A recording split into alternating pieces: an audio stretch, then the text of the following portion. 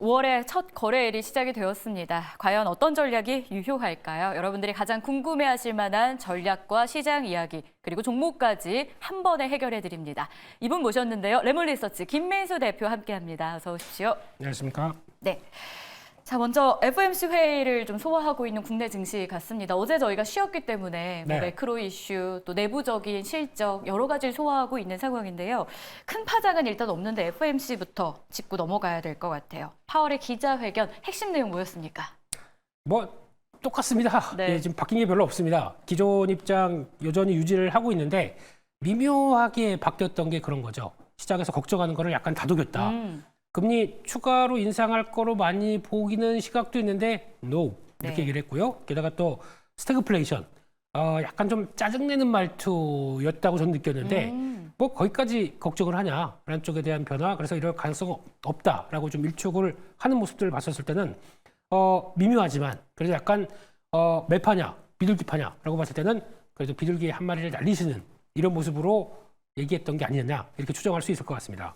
결국에는 파월의 기존 입장은 좀 유지가 되는 모습이었고 미묘하게 바뀐 게 있는데 이 미묘해서 시장 해석이 약간 엇갈리기도 해요. 네. 일단 인상에 대한 우려도 잠재웠고 인하에 대한 기대감도 잠재웠다 보니까 네. 그냥 어떻게 해석해야 될지 금리 인상 우려에서 일단 자유해도 된다. 저희 이렇게 해석해도 되겠습니까? 그러니까 좀 위쪽은 제거를 한 게, 그러니까 그쵸. 아래쪽은 아직은 좀 더 봐야 된다라고 하겠지만 위쪽은 좀 약간 제거를 한 게 더 중요한 변화가 아닐까 생각되고 있고요. 그러니까 그쪽은 더 이제 변화가 더 못 간다라는 쪽으로는 해석하고 기회만 되면 이제 아래쪽으로 가겠다라고 하는데 그 중에서 먼저 걱정했던 것 분에 하나가 QT죠. 네. 그래서 양적 축소를 이것도 이제 줄여가겠다라고 하는 계획들이 나왔습니다. 요거를 시장에 나오느냐 마느냐에 따라서 이제 본격적인 연준이 이제 완화적인 정책으로 가는 첫 단계로 많이 해석을 했는데 나왔네요. 네. 네, 그게 또 6월 달입니다.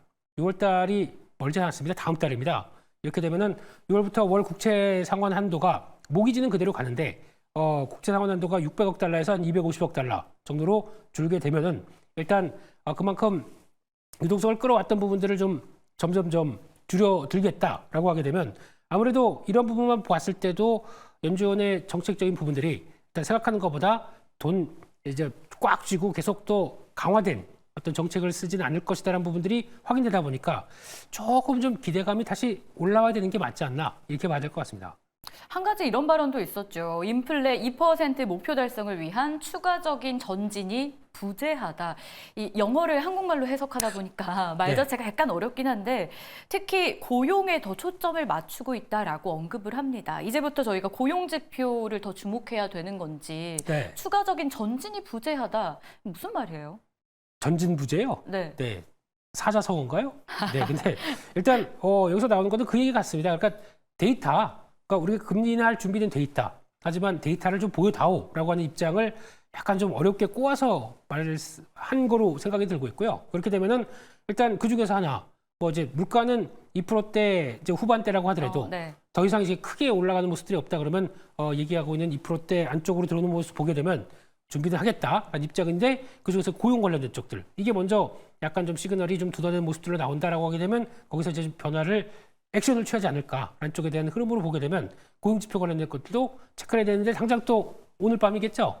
나오는 부분들 네. 또 체크를 하면서 이제 금요일이겠죠. 금요일. 죄송합니다. 하루 쉬다 보니까 날짜가 막 맞아요. 뒤죽박죽이네요. 저도 그래요. 네. 그래서 금요일 날 나오는 지표 보고 시장에 또 약간 좀 여전히 뭐 비농업 신규 고용자 수 한 24만 건 정도로 예상을 하고 있는데 그 정도보다 더 약간 좀 아래쪽으로 위축되는 시도가 나온다. 이게 한 두어 번 정도 나오게 되면 연준도 액션을 취할 가능성이 있다라고 봐야 되지 않나 싶습니다. 결국 데이터에 의존하겠다라는 입장으로 해석하시는 거죠? 그렇죠. 그분 얘기입니다. 네네. 네. 저희는 뭐 그냥 해석할 수밖에 네. 없는 거고, 예, 그렇게 봐야 될 것 같습니다. 좋습니다. 일단 파월의 입장은 크게 달라지지 않았다. 다만 달라진 게 있다면 미묘하게 우리의 우려는 좀 잠재우긴 했는데 앞으로 나올 지표에 대해서 저희는 조금 더 주목을 해야 된다. 시장이 이를 어떻게 또 해석하고 이번 주를 보내게 될지 저희가 나오는 대로 결과 또 해석해 드리도록 하겠고요. 자, 그럼 국내장 안에서도 체크해야 될 이슈들이 있습니다. 밸류 프로그램 관련한 가이드라인이 2차 발표 앞두고 있는 상황입니다. 오후장에 시장에 더 강하게 반영되지 않을까 싶긴 한데요.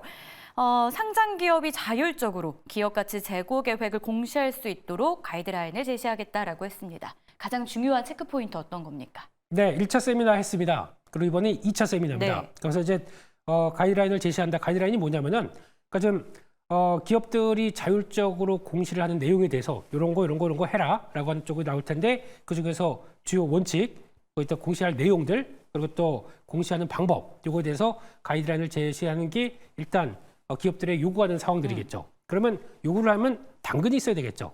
그러면 당근을 이렇게 한번 보고 있다라는 네. 쪽에서 법인세 세액공제 관련된 쪽들, 그러니까 늘어난 조금 더 어떤 주주 가치를 제고를 해서 나오는 부분까지를 그거는 어느 정도 세액 공제를 해주겠다라고 하는 쪽들 얘기를 할 것 같고요. 두 번째는 배당소득 분리과세. 즉 지금보다 더 배당을 늘리게 되면 그에 따라서 들어오는 분리과세 흐름들을 이어가겠다라고 하다 보니까 투자자나 아니면 또 기업들한테 모두 다 당근을 줄 수 있는 내용들을 담기지 않을까라고 보고 있는데 요게 돼야 되겠죠. 네. 그래서 그런 거 일단 체크를 하면서 우장을 좀 지켜보셔야 될 것 같습니다. 두 가지 압축 주셨어요. 당근을 제시할 것 같은데 그 당근이 법인세 세액공제, 배당소득 분리과세 좀 체크해 보도록 하겠습니다. 다만 이번이 2차잖아요. 네. 1차 세미나 이후에 이거 정말 실효성 있는 거야? 라는 의문점이 제기되면서 관련주들 하락으로 이끌었던 이력이 있거든요. 네. 이번에 좀 실효성에 대해서 자유할 수 있을지 의견 좀 주시죠. 네, 일단은 정부가 하는 거는 하겠지만 자율적으로 뭘 할 수 있겠느냐라고 봐야 될 것 같고 네. 그중에서 실효성을 따지게 되면 상법 개정해야 됩니다. 네, 그게 나와야 될 텐데 상법 개정이 가장 핵심은 그거부터 바꿔야 됩니다. 회사가 그러니까 내부적으로 회사의 이익이 아니라 네. 이게 주주의 이익 쪽으로만 바꿔도 모든 게 많이 바뀌어집니다. 그러면 거기서 이제 만약에 잘못하게 되면 회사의 이익에 대해서 배임이 아니라 주주의 이익에서 벗어나는 행동을 했다 그러면 그게 배임이 될 수가 있기 때문에 그런 가장 큰 틀이 바뀌어야 되겠죠. 그게 첫 번째라고 봐야 될 것 같고 두 번째는 또 얘기 나왔던 차등 의결권. 그러니까 그러니까 주권을 갖고 있는 상황 쪽에서 약간 M&A가 시도가 된다라고 하게 되면 그에 따라서 방어할 수 있게 어떤 의결권을 차등으로 대주주한테 좀 더 간다든가 하는 쪽으로 나올 수 있을 것 같고 포이즌 필이죠.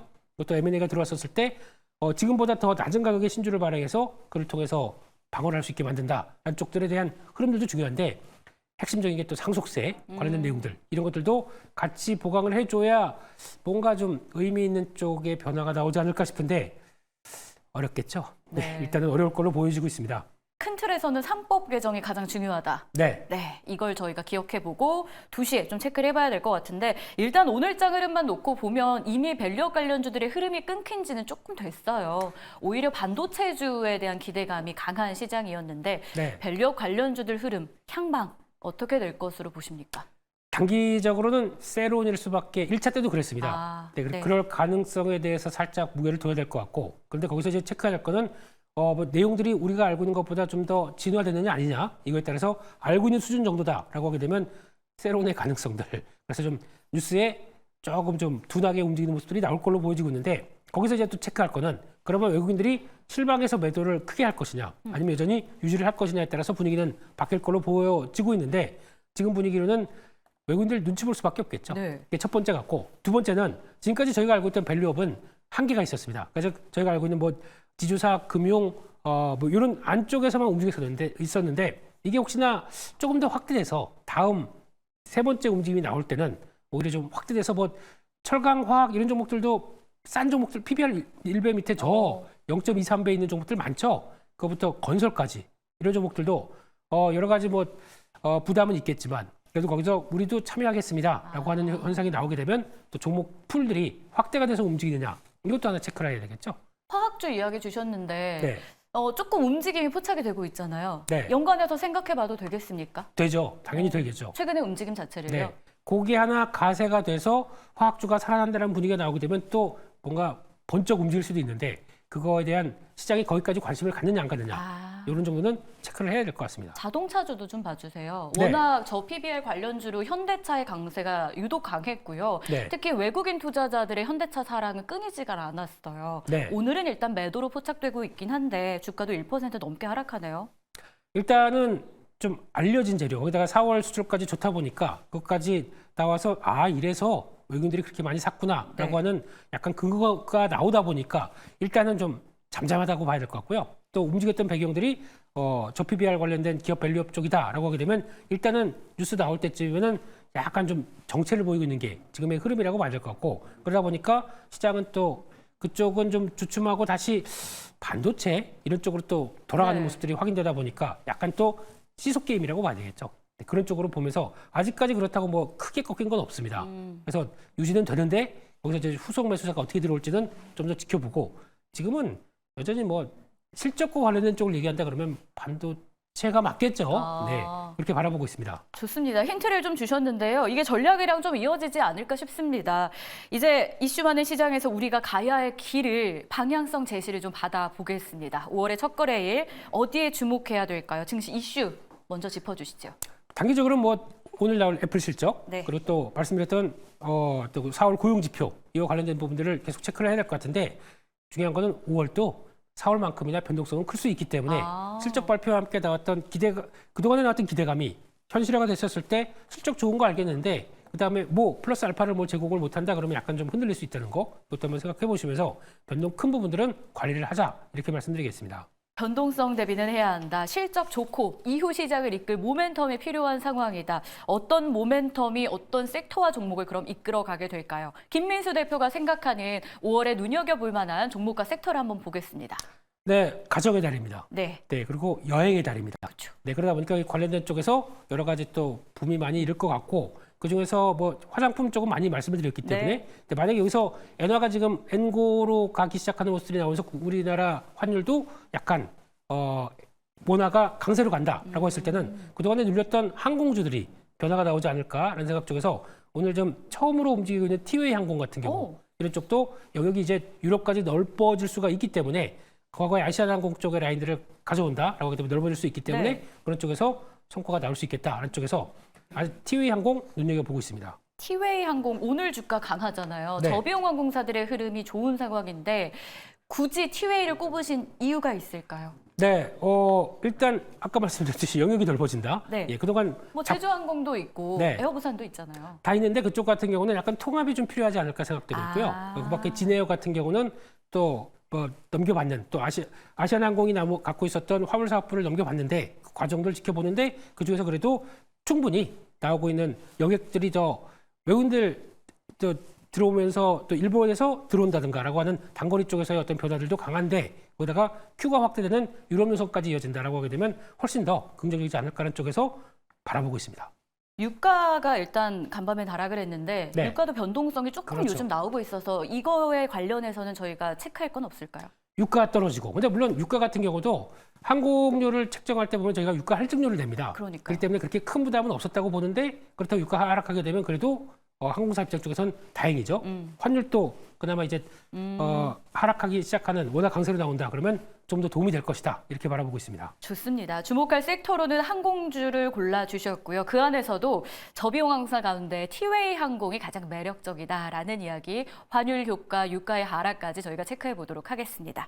P와 Q가 계속 증가한다면 그보다 더 좋을 게 없다라는 생각도 드는데요. 김민수 대표의 5월 전략까지 여러분 잘 기억해 보시길 바라면서 저희는 여기서 인사 나누겠습니다. 고맙습니다. 감사합니다.